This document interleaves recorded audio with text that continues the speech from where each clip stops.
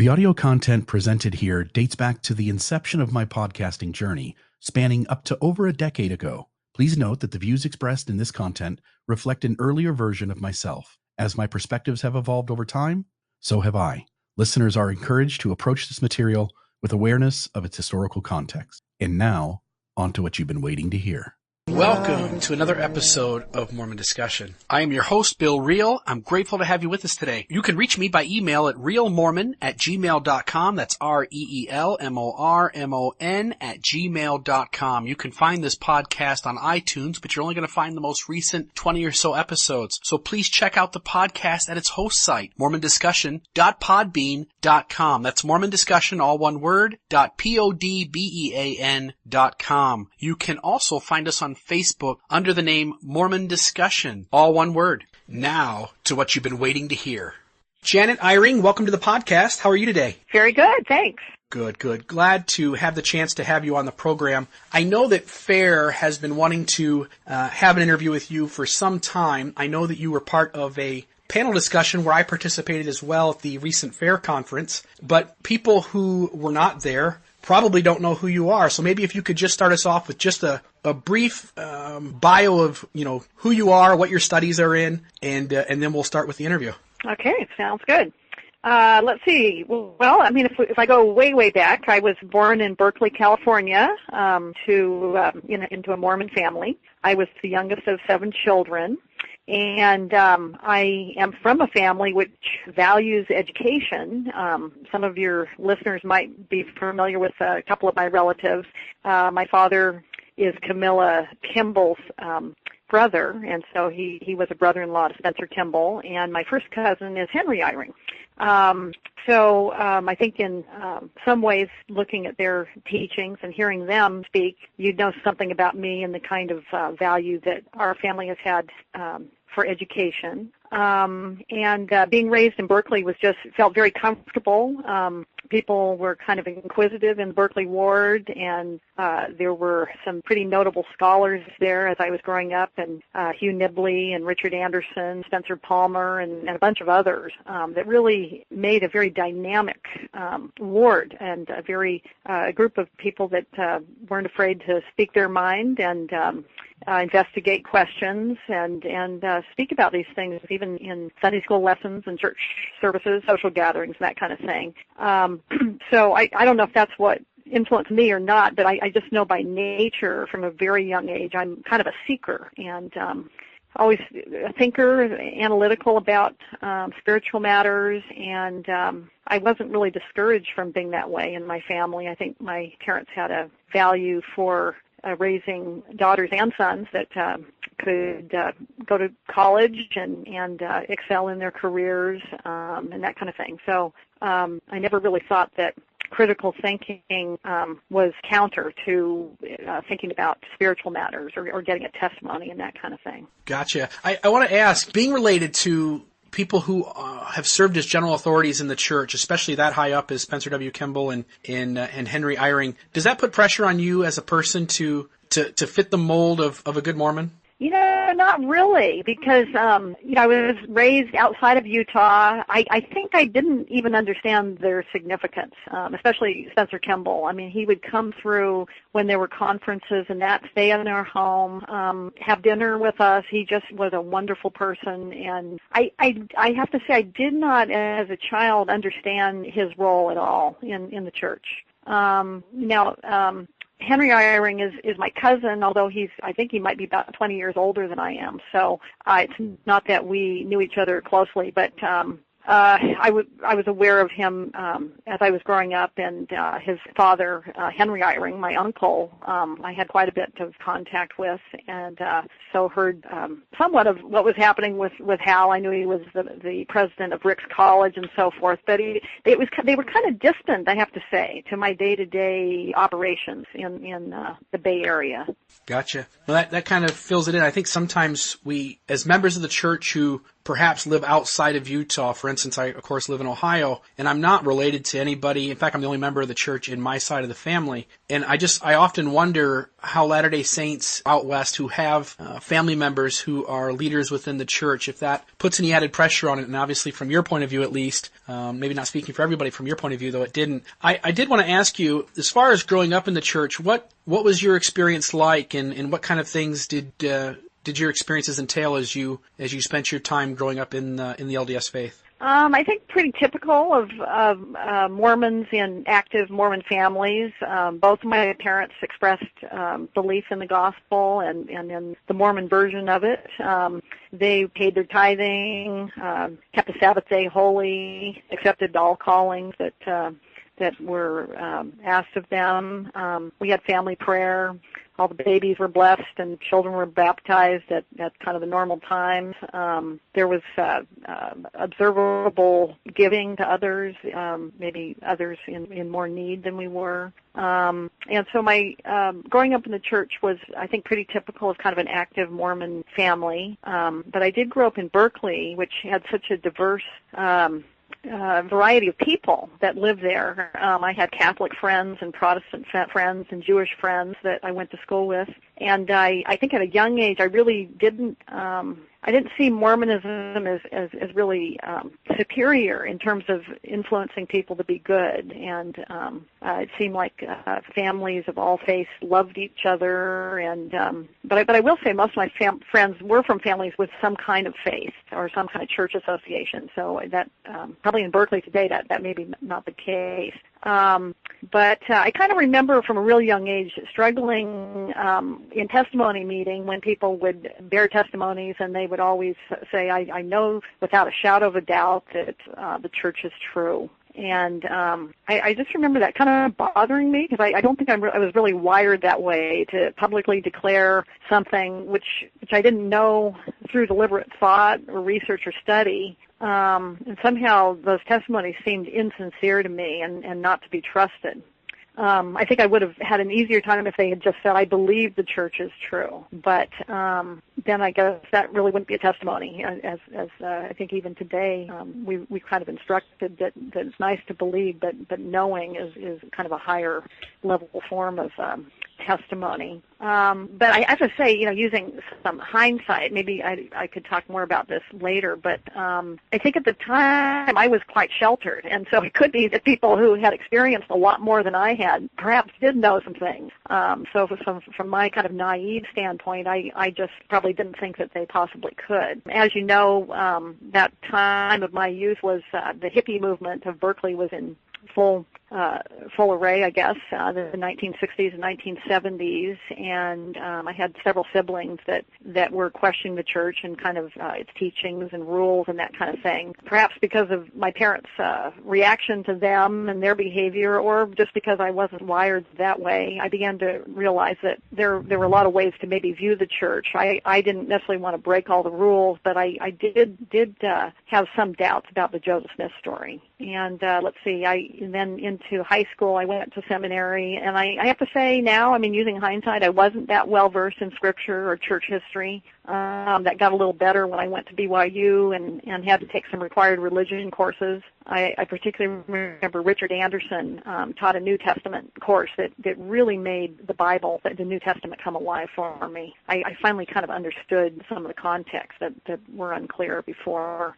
But to tell you the truth, the Book of Mormon, Doctrine and Covenants, they weren't really clear to me what their place was in our spiritual scriptures, and they didn't really inspire me. I remember reading the Book of Mormon and just, it's really kind of violent.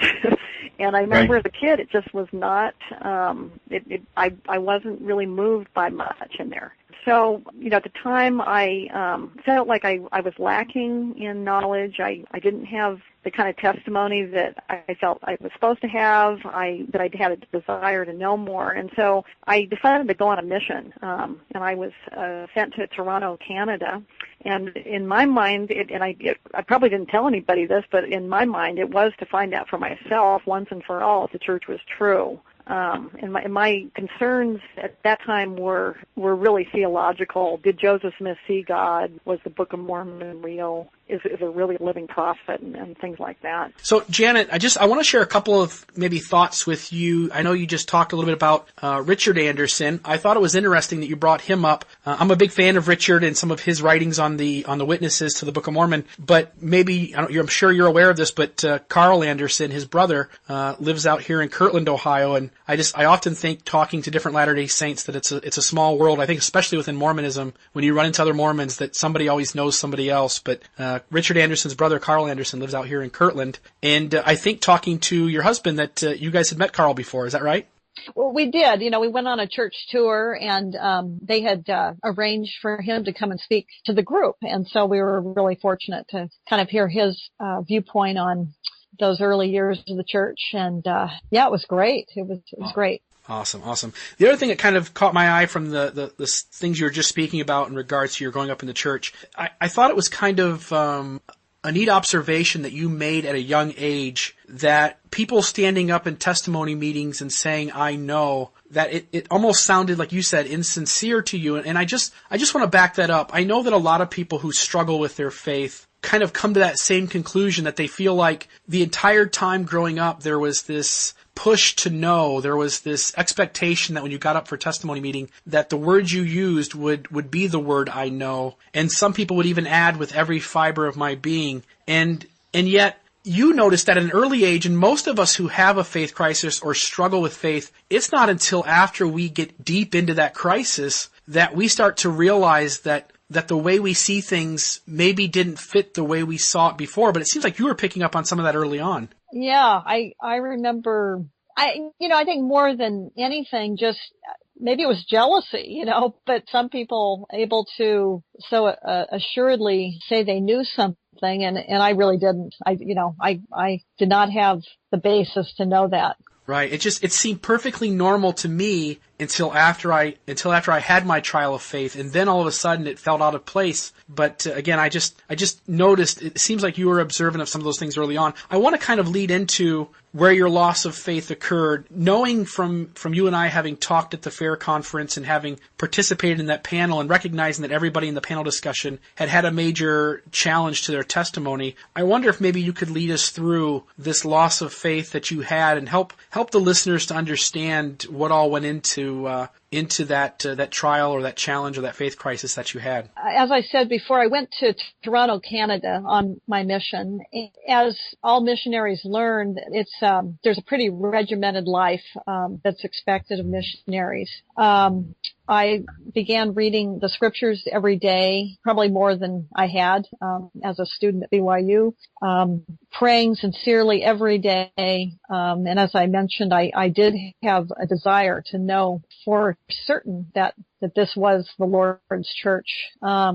Teaching others about the church, you learn a lot also doing that, and just interacting with many non-members. Sometimes I think that I might have not had the faith crisis had I'd been called to a Spanish-speaking mission, because I had been a Spanish major at BYU, and I actually had expected to go to a Latin American mission where you probably struggle for several months not being able to understand anything. And in my case, from day one, I was completely understanding everything and getting into pretty deep discussions with people about gospel issues. So I met wonderful people in Canada.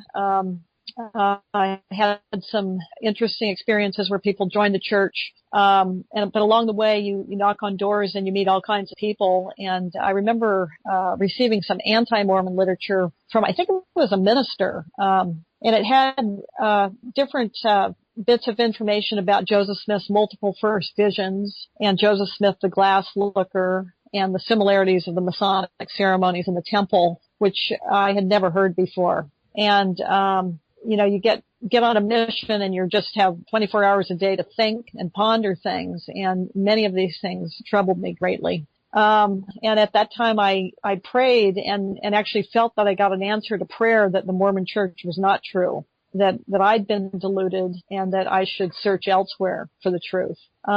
It's kind of interesting now when I think about that I turned away from those who loved and cared about me, my parents and others who had sent me on the mission and were helping financially with that. and missionary companions who also were very kind and gracious, but that a minister who I didn't even know who obviously had reasons to make me doubt. I, for whatever reason, was somewhat trusting of him. Maybe because on a mission you're supposed to love the the people you teach and interact with. So about 3 months before the end of my mission, I really was feeling like a hypocrite because I'd go to doors and didn't really feel that I could as convincingly present a testimony, and I asked the mission president if I could go home, and he encouraged me to stay since I was so close to the end. But when I got back, I went to BYU to finish up a teaching certificate in my field, and I accepted a first job in a little place, which many Utahns know, but I don't recall knowing it, Fillmore, Utah. And while I was there in a roommate situation, I remember the phone rang one day, and someone asked for me, and I got on the phone, and they identified themselves and said that someone had just died in a plane crash, but before the plane went down, he was asked to contact me. And I just remember the feeling that I had of kind of warmth, like, my goodness, this seems like some kind of answer to prayer. That God through means of someone that's just died in a plane crash is trying to get in touch with me. So I did kind of pursue that for a while, and learned there's quite a bit of proselytizing in Utah County by born again Christians who are, working hard to influence Mormons out of the church. But for me, that route really turned out to be a dead end. And then my next job was in Salt Lake City, and, I kind of hooked up with some of the Sunstone people, who are also often thinking about the faith, and really enjoyed discussions about church history and doctrine, but I felt that wasn't enough, that I really didn't believe it anymore, and the only honest route for me was a clean break from the church, and I really couldn't pretend to believe, and so I needed to search it out for myself, and I ended up going to UCLA. And, but before that, I kind of did get connected with the Unitarian Church in Salt Lake City. And, I actually found some comfort there. There were people that were pretty conversant about Mormon issues and faith issues. And, they also kind of accepted everyone and everything that they deemed positive. And during that period, I was speaking against the church, to anyone who might want to listen, criticizing the leaders, the Book of Mormon, and that kind of thing. But I ended up going to UCLA, and again hooked up with the Unitarian Church in Santa Monica, and then continued some association with that church until I got my first job at a major university. And I was very preoccupied for many years. The first 15 years of your life at a university, you're just worried about being retained, tenured, and promoted. So there wasn't a lot of extra time, but I did continue some association with the Unitarians, and felt some spiritual benefits. In this whole time you spent out of the church, I mean, how did your family handle that? Did you have, what kind of efforts were made on their behalf to try and bring you back, and maybe speak just for a moment about that effort and what was helpful and what wasn't, maybe? I have to say that I think my mother and father, especially my mother, was very disturbed and concerned, and didn't really want to accept that I felt the way I did. And, but I will say, I was always welcome at home still, and there was not any kind of shunning. But, when you kind of don't believe the same things, it's a little harder to speak the same language on certain levels. So I guess what was helpful was the fact that they did remain in communication, and, I guess, people that I maybe still had some contact with that I respected were those that kind of made me feel valid in the sense that, I was a person. I had the right to think about things. I had a right to an opinion, that my feelings might not be the feelings that others had. I really wasn't helped by people who were judgmental and had no empathy at all. I have to say I was not too interested in them. Sure.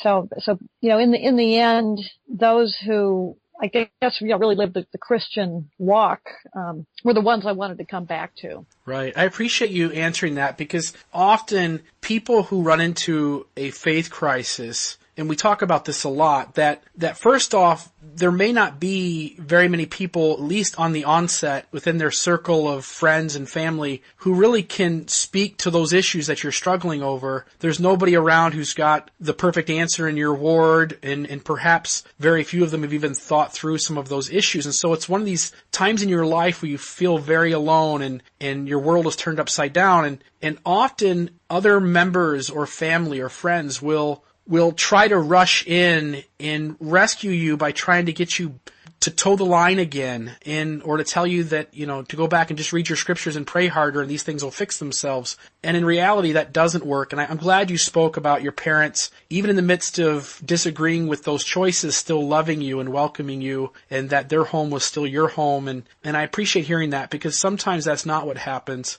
And I don't want to make people who react differently feel bad. I understand that in many ways the family and friends of those who have lost faith in some senses feel upset or betrayed or frustrated with the situation as well. But in the end, if we want to help people, as you talked about, having empathy, remaining friends, validating the person as a person, recognizing they have agency, and standing behind the fact that they've got agency and can use it, those types of things in the long run are much more helpful. Mm-hmm. I'd agree. Yeah, so I'm glad to hear you talk for at least a moment about that. So you go through this faith crisis. You've encountered issues on your mission. You come back and through college and through finishing up your education and going into your career, you begin to go in just a wide range of directions with the Unitarian Church, and you said you spoke out openly against the church. Where do things start to turn around, and at what point is there a door open for your faith to come back in?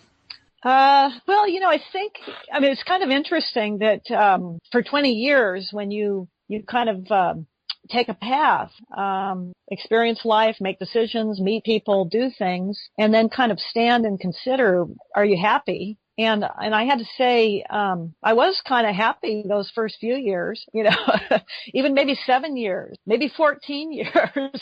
But, and that's always interesting too, because on the internet, you sometimes read about people that have left the church and that you see their exhilarated feeling of freedom, that they escaped the church. And then I'll read a little further and, they did it last year or 7 years ago.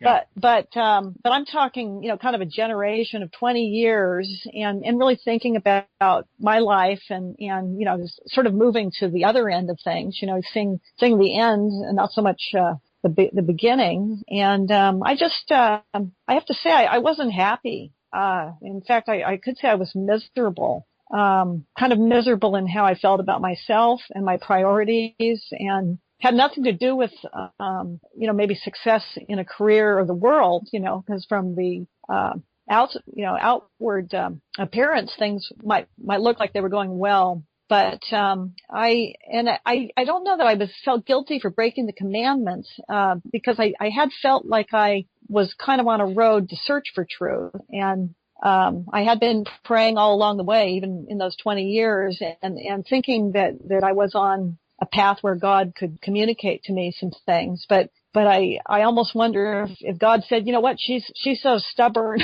I'm just going to let her, kind of wear herself out. And I feel like I felt the natural effects of my poor choices. Things like looking back and realizing there were a lot of missed opportunities for service. I think, weakened family ties. I had known better with family and missed the family association. And I think, I was past childbearing age, really. I was 45, 46, and so lost the chance to have my own children. That is, if I wanted to have a child and be the biological mother and that kind of thing. So there were things happening where I began to, just feel like there were things missed. And I also felt alone, in a way. And I really, really wanted to retrieve what I recalled as a very positive world of my youth, where people were helpful in the ward, and, families were the center of attention, and families knew families, and they were connected in kind of predictable ways. Right. Things aren't that predictable out there in the world where everyone's kind of choosing their own way to be.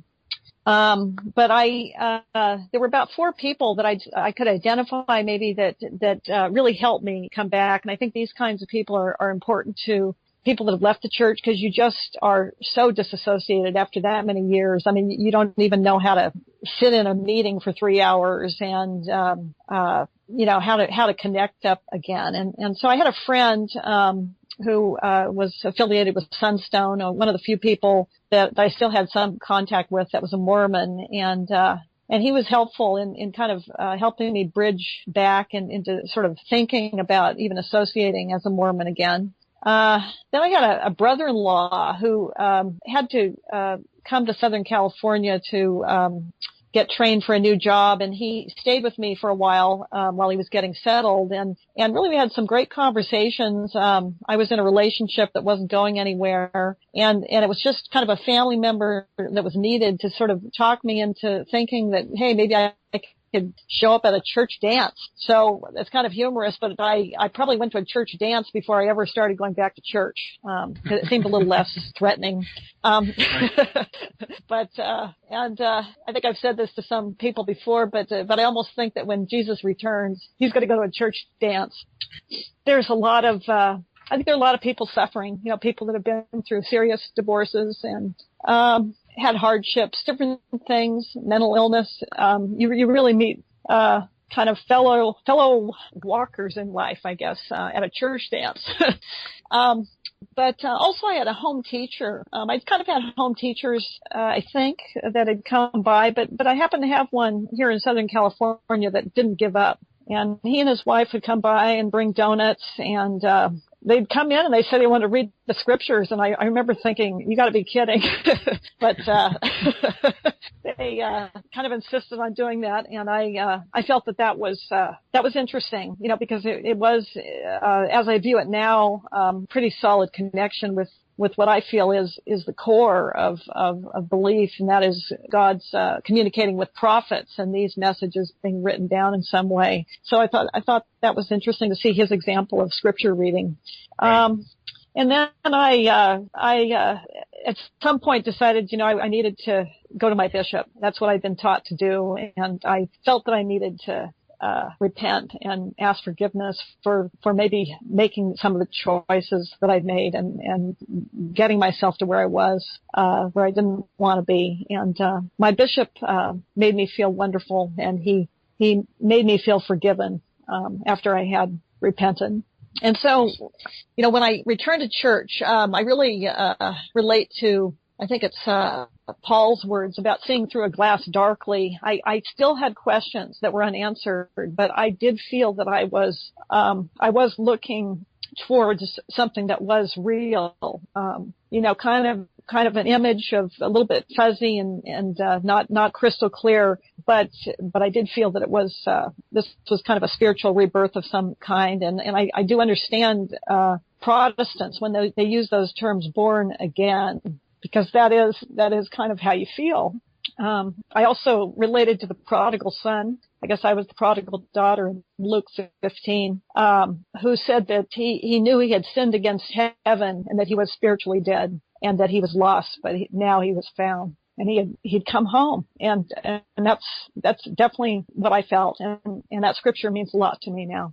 That's beautiful. And having spent 20 years out of the church, if somebody gets anything from this interview, I hope that there might be one person out there who has spent a long time out of the church and wishes they could figure out a way to get back and say, it's just been too long. And they're going to hear your story, Janet, and hopefully that will spark them to do what Elder Uchtdorf pleaded for them to do, which was to come back and to come join with us in spite of whatever differences there were. I do want to ask you, from working with these 4 key people who each served a major role in helping you to return to the church, from the moment there was an inkling in you that, hey, you know what, I think it's possible for me to go back. Do you remember offhand about how much time passed between that first thought and when you actually went back to church for the first time? I think I thought about it for quite a while. I think could have been a couple of years between the time that I first started thinking, I think I'll make a connection, and then to the point where I could walk into a bishop's office. I can still remember it was a rainy night, and I was crying in his office, but it really it took a while. I don't think I'd expect that any of this could just be a decision you make, and then you're back in sacrament meeting and they've given you a calling or something. I think it takes time. Yeah, and I figured that's what you would say, and because I wanted to kind of play off that and just say that, kind of to go along with the lines of spending a lot of time out of church, I know that there are people out there too who for one reason or another have stepped back away from the church. And perhaps over the last few months, or maybe the last even couple of years, it's been a thought in their mind that, hey, I think I could go back now. I think if I could make, like you say, make a connection and some things could happen, I could see myself going back to church. And again, I hope listening to this interview with you that'll be an inspiration to them to do that. I know that when I was serving as a bishop, Janet, right when I was first called, it must have been the first week or two, there was a sister in our ward who had her name removed from the records. And she had spent about the same amount of time you had outside the church. And she came back in to sit down with me. First time I ever met her. And we sat down in my office, and she told me, she goes, I want to get baptized. And we had a long conversation. And today she's one of my best friends. And wow, that's great. I just want to say I really appreciate the courage that people like her and you have to step away, to be upset or angry or frustrated or feel like you know the church is a fraud and to come out against it, and then to be able to recognize that, those are some things I probably shouldn't have done, and to repent of that and to go through that process. It's not easy, and so I really thank you for the courage that you've got. Go ahead. Oh, well, I was just going to say, I didn't choose to request that my name be taken off the rolls. And I think that had to do with that I thought the church was fraudulent, so why bother? It didn't matter, right? Yeah, it didn't really matter. But I would imagine it might be a little bit harder for someone that had been excommunicated or had their name taken off the rolls, because there was sort of an extra step there that would make it just a little bit harder. But as you said, I certainly hope those who want to come back will come back, because I'm an active member now, and we need you. I mean, we need people who've had experiences and who understand things and who can change when the Spirit has told them that things aren't what they thought they were, and that maybe they've made a mistake. Yeah, and maybe one of the things I took away from that panel discussion with you and Don Bradley and Maxine Hanks and myself was to just never say never, and to realize that even if people decide to separate themselves from the church, that to never lose hope in them, never stop praying for them. If it's your son or your daughter or your mom or your dad or your spouse, to just never stop loving them, never stop praying for them, and to look for Heavenly Father to give us a miracle in these situations. And so I hope that people will recognize, listening to your story and some of the thoughts that we're sharing, and the sister that I just shared about, that we recognize that there is no point where you say, well, sorry, they left the church, they're not coming back, but to always hold on to hope. So again, I just appreciate your story very much. I want to kind of ask you, I guess, kind of to follow up with that, where things are at today with you and your feelings about your faith at the current moment. Things are good. Things are good. I came back to the church when I was about 46, and I kind of recall it being slow. I feel like I maybe just went to the sacrament meeting at first, and then I was given a calling to actually teach the Gospel Essentials class. So people that were either struggling in the faith or new members were in that, and that was helpful, actually, and I think I could relate to many of the things they were going through. But then I have always valued family, and I didn't have my own family. And so I was interested in meeting someone, and I did meet my husband. Actually, I can tell you, LDSsingles.com. So, awesome. Never too late. But he's a faithful member of the church, and that was something I was looking for. And I don't want to leave the church again. I think now that I'm back, I'm not expecting the perfection that I might have expected in my youth. I have a more realistic view about testimonies and church leaders and volunteer church service. I'm pretty tolerant of things that don't, go according to plan all the time. I think that's great, and that's the Lord's church has got people in it, and people doing the best they can, I think. I do find when I'm in sacrament meetings that I'm touched very easily by things that are said or read over the pulpit. The scriptures seem to be just coming alive. I can almost anything can be read, and I feel that it means something to me now that it never did in my youth. Gotcha.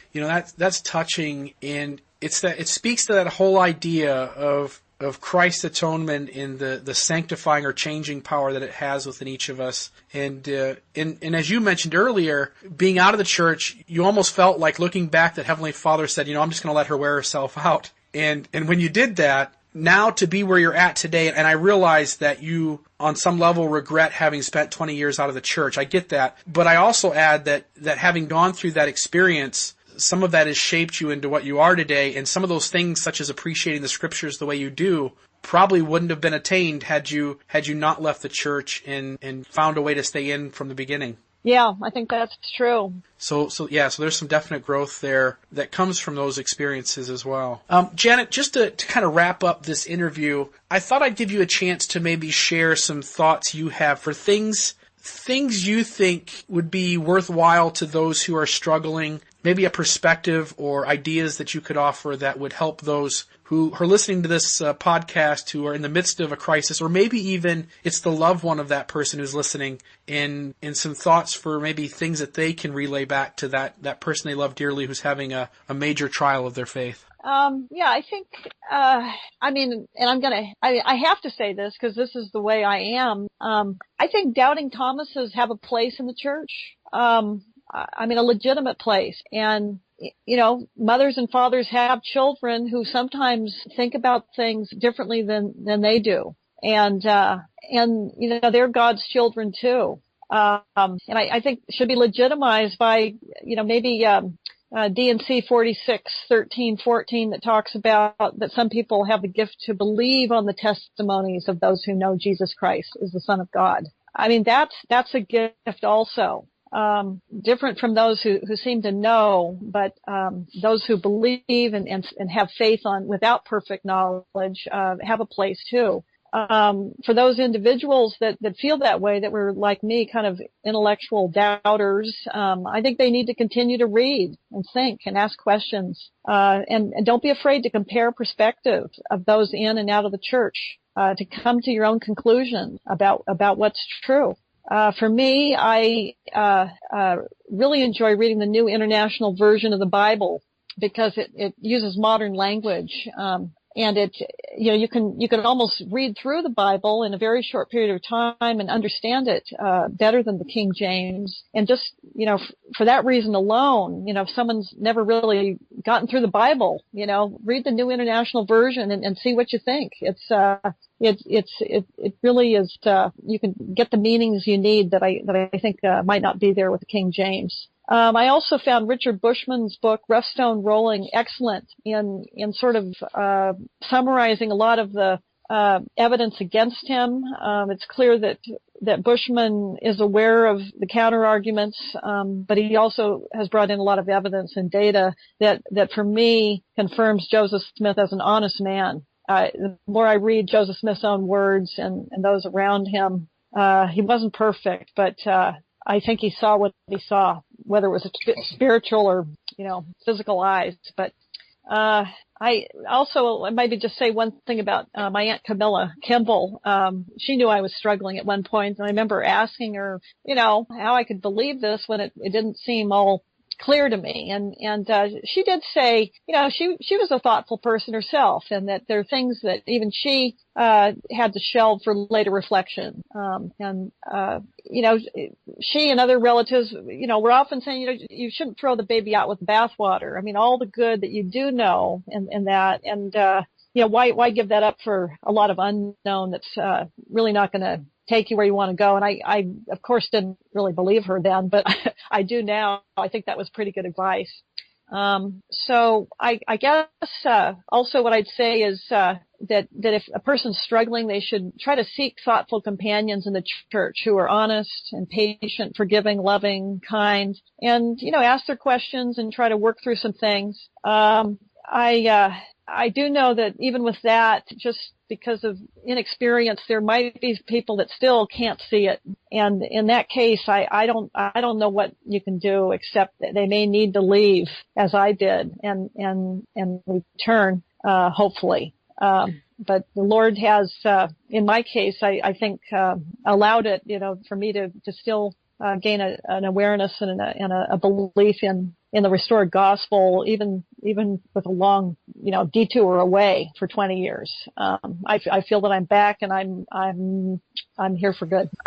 Awesome. It's a great, it's great to hear you recount your journey. And I, just a couple points in this last little segment here. D&C 46 is also one that I love. There's this idea in the church that because I've had a enormous spiritual experience and because I have a gift for faith, that must mean that everybody else has a gift for faith and everybody else has the opportunity and is able to get those same kinds of spiritual experiences if they just seek them the way I did. But in reality, the scriptures don't teach that. As you pointed out, Doctrine and Covenants 46 points out that faith is a gift, and it's a gift that some get and some do not get. And that while some people have faith in Jesus Christ as the Son of God, others are only able, as far as they can go, is to be able to have a belief in the words of those who have those experiences. And so I'm glad you brought that out. I think that that's an important thing to acknowledge so that when you encounter somebody who's struggling, you don't automatically assume that if they just put the work in, they could have the same testimony you have. That it just doesn't work that way for everybody. And the other thing you mentioned too was using a different version of the Bible, which there are going to be people out there who think that that's taboo, that we have this assumption in the church that because the King James Version is the accepted version in the United States,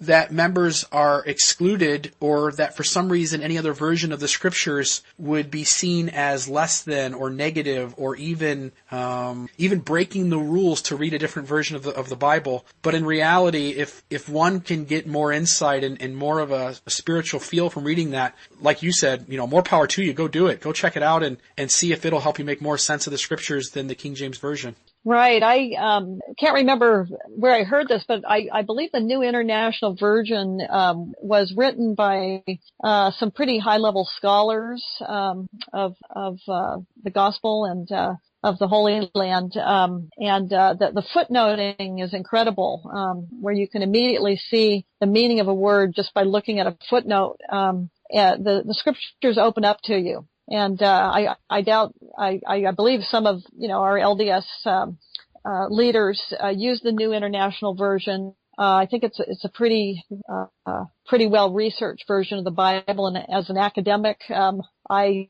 think that's something to argue in favor of it. Right. I have a good friend who is in the military, and at times he's been the only Mormon around, and he would have these Baptist or evangelical Christians who would get in these deep, long conversations with him. And one time he came home and he said, "Bill, you've got to, not necessarily put down the King James Version and leave it alone, but would you at least pick up a couple other versions of the Bible and read them? There are so many cool things that these evangelical Christians and Baptist Christians are talking to me about, and by looking at these other versions of the Bible, I'm able to make a lot more sense of what's going on." And so just to maybe kind of back up what you're saying, if members are out there and they're going through the Old Testament and they're just struggling, or they're going through the New Testament and some of the things just aren't making sense because it's not in our present language, don't feel like it's taboo to get another version of the Bible just to use it alongside and to see if you can't gain some new insight. So I really appreciate that. Janet, just to finish off this interview, I know, having spoken to you at the FAIR conference and in preparation for this interview, that you're a big fan of Mike Ash's book, Shaken Faith Syndrome, and the good that book can do. Would you mind just maybe speaking to that book for a moment, and maybe sharing that as one resource that we haven't mentioned yet, but should be on everybody's list who is struggling with gospel questions? When I was invited to speak at FAIR, I was told about Mike Ash's book, and I hadn't read it. So I quickly read it, and I thought, oh my goodness, just about everything, every chapter in there addressed issues that had been big stumbling points for me 20 years ago when I came off my mission. And I thought if this book could get into the hands of people like myself, either those coming off missions where they've been hearing things that they didn't know before, or just, members that are looking at things on the internet where a lot of this, some of these counter arguments exist, I would highly recommend reading Shaken Faith Syndrome. If I had read that, right after my mission, I maybe would not have left the church. He was a Mormon. He was, if someone like that had told me these things instead of me hearing them through the back door by others, I think I could have accepted, kind of the complexity of the issues and the interpretation of events, with more of a Mormon slant. But as it was, there really weren't people out there trying to assist people like me. Instead, we were kind of just, slipping out of activity and out of the church. Right. No, I'm glad you shared that. I have also read Mike Ash's book, and I've interviewed him a couple of times for different projects that we've done, both for the Fair Blog podcast as well as my podcast. I'm appreciative of his book. Having read it, I am just as on board with you are in his ability to take these issues and help remind me that sometimes it's not the fact that hurts the church, it's my understanding and context and my assumptions about why that fact should fit a certain way, and his ability to kind of help me tear that down and rebuild a framework that allows for me to have more realistic expectations and to perhaps rid myself of some of the cultural nonsense that we sometimes have within Mormonism, so that there's plenty of room for faith even in the midst of the facts once we put them in the context they belong in. So anyway, I wanted to say thank you for talking about that. Janet, I appreciate so much you being on the podcast today. I hope that people will really take their time and listen to this interview and recognize that journeys can outside the church can be tough, can be hard, but that there's always hope for someone to come back, such as yourself. Any final thoughts before we conclude? Bill, just want to thank you for giving me the opportunity, and if it helps someone else, I would really love to hear that. Awesome. You're doing a great job for helping people that might be wanting to come back. Thank you so much.